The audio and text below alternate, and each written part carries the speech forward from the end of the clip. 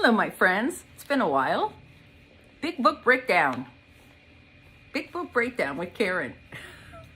Grab your big books and turn to page 34, More About Alcoholism, chapter 3.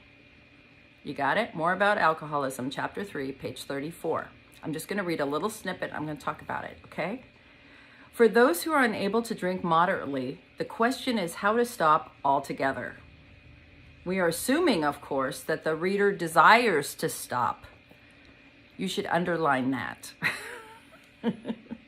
Whether such a person can quit upon a non-spiritual basis depends upon the extent to which he has already lost the power to choose whether he will drink or not.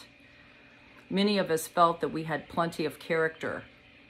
There was tremendous urge to cease forever, yet we found it impossible. This is the baffling feature of alcoholism as we know it, this utter inability to leave it alone, no matter how great the necessity or the wish. Okay, so let's go back through this. This is a powerful reading, okay? This is a powerful chapter. If you're new and you're still trying to figure out, like, what the hell is wrong with you, read chapter 3, More About Alcoholism, okay? For those who are unable to drink moderately, now, we're not talking about people that, I'm going to shut this screen door. We're not talking about people that can drink like normal people, right?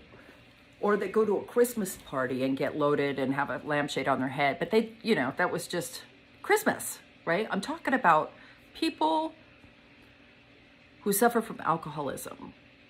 Now, who can diagnose that? Only you. That's why it's important we do these readings, okay? So, if you are someone who is unable to drink moderately, like non-alcoholics, like other people, the question is how to stop altogether. We're assuming, of course, that the person wants to stop. You might not want to stop, right? Drinking, why would you stop, right? Well, I stopped because the consequences of my drinking became far too great, right? It's a fatal malady. It's a chronic illness with fatal side effects.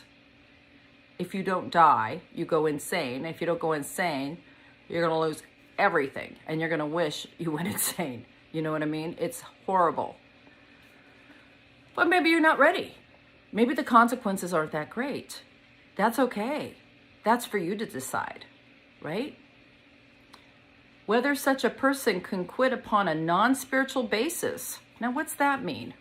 Well, the program of Alcoholics Anonymous, which has helped millions of people all over the world, is not the only game in town. But in my experience, most people that have quit have used some kind of a spiritual answer. Whether it was church or, they're Buddhist or they got into a universal flow, something happened, right, that they grabbed onto that helped them. So Alcoholics Anonymous is a spiritual program. It's not religious, okay? Religion is really about you and God. And spirituality is about others and you. Okay, big shift there. So if you can quit, it depends how far into their alcoholism they've gotten. That's what this line is saying. Whether such a person can quit without AA, a non-spiritual basis, depends on the extent to which he's already lost the power to choose whether he drinks or not. Okay? So you might think you have a choice. I don't. I figured that out. I used to think I chose to go to AA. I chose not to drink. No. I don't have a choice anymore. I either do this or I'll drink. Like, I get to choose to treat it or I will drink. But I don't choose not to drink. That's gone. I went long past that part. And that's what they're saying. How far have you gone? Some people, I think, could have been alcoholics that maybe I went to high school with, but they quit before it got too great. They quit before they lost the power to choose. Something happened and shifted everything for them. And they decided that was not the route they were going to go. I went past that part to the part where I didn't have the power to choose not to drink. Make sense?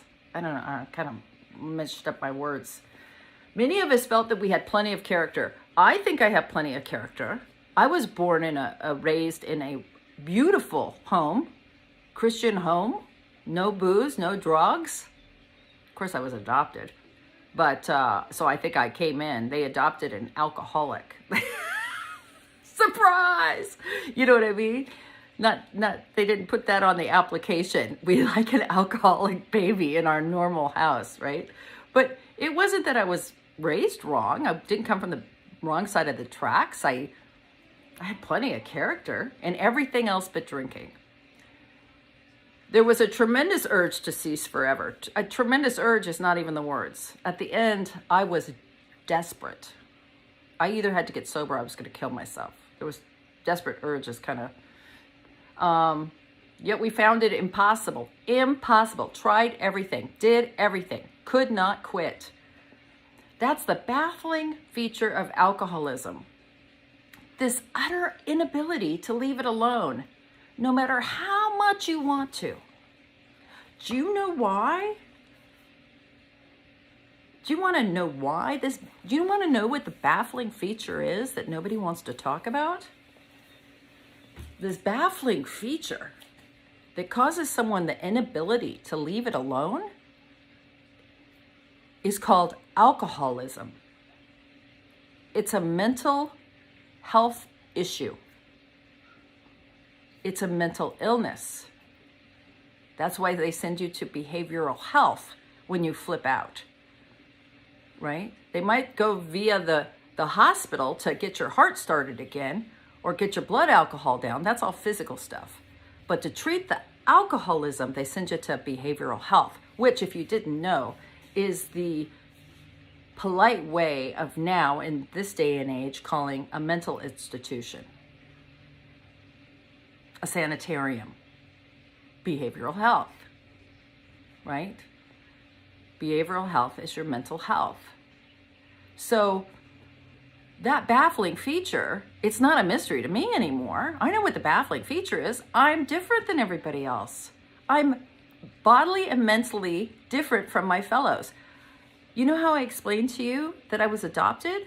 Well, it's apparent to me that I was born with alcoholism. And now that I've found out my family, a little bit of my family tree, it is hereditary.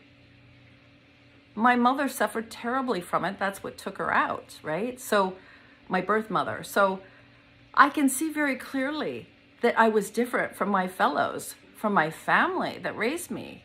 Nobody else was doing what I was doing. It was apparent. This chick's a different cut of fabric, right? She's cut from a different cloth.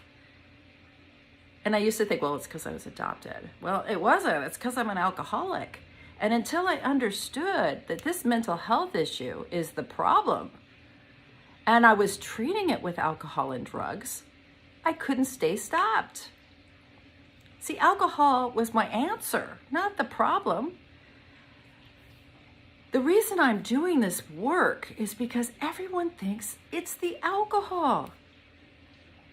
But if you really read the book and you understand what it's trying to tell you, is that it's not.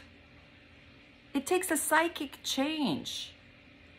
It takes a shift in your perception. It's a disease of perception. We are got goggles on that see the negative in everything, right? Selfish and self-centered. My goggles are selfish and self-centered. Those are the two strengths I have, right? The ego.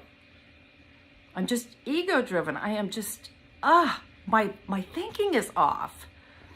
So I always say to people, you know, I came to AA for my drinking, but I stayed for my thinking.